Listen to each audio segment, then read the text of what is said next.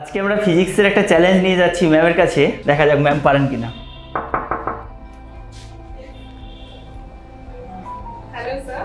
Ma'am আজকে একটা ফিজিক্সের চ্যালেঞ্জ নিয়ে এসেছি আপনার কাছে। এইখানে একটা কার্ডে দুটো অ্যারো ড্র করা আছে। এই অ্যারো দুটোকে কার্ডটা কিন্তু না ঘুরিয়ে জাস্ট অ্যারোটাকে রিভার্স করতে হবে। মিন্স এটা এখন আপনার যদি লেফট টু রাইট হয় তাহলে রাইট টু লেফট করতে হবে। কার্ড কিন্তু ঘোরানো যাবে না, কোনো পেন ইউজ করা যাবে না, ফার্দার কিছু ড্র করা যাবে না। জাস্ট এইটা যেরকমই আছে এটাকে রিভার্স করতে হবে। এইটা কিন্তু এরকম আছে, এটাকে জাস্ট রিভার্স করতে হবে। ম্যাক্সিমাম আপনি হেল্প নিতে পারেন, আমার হাতে একটা গ্লাস আছে, এইটার হেল্প নিতে পারেন। এর বেশি কিন্তু আর কিছু প্রোভাইড করা হবে না, আপনিও কিছু এক্সট্রা করতে পারবেন না।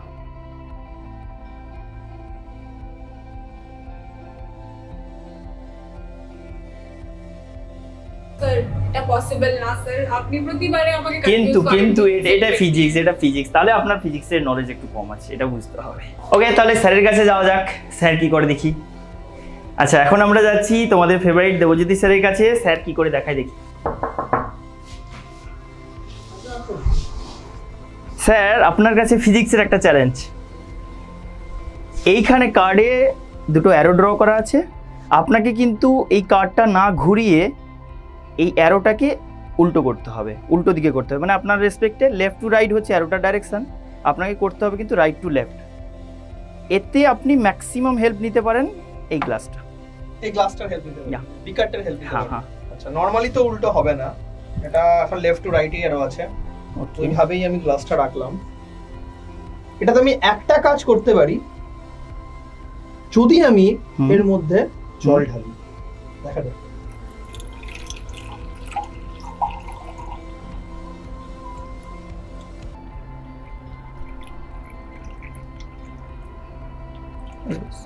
এই যে এইবার কিন্তু স্যার অ্যারোটা উল্টে গেছে, এখন কিন্তু অ্যারোটা রাইট টু লেফটের দিকে যাচ্ছে। পারফেক্ট, এটাই ছিল ট্রিক, এটাই আপনি সলভ করে দিলেন। স্যার আমি আপনাকে একবার রিকোয়েস্ট করব যে ফিজিক্সের কোন ধর্মের জন্য এক্স্যাক্টলি এটা হলো একবার বাচ্চাদের জন্য বলে দিন। হ্যাঁ একদম, এটা খুব ইম্পর্ট্যান্ট একটা ফেনোমেনা, সেটা হচ্ছে লাইটের রিফ্র্যাকশন।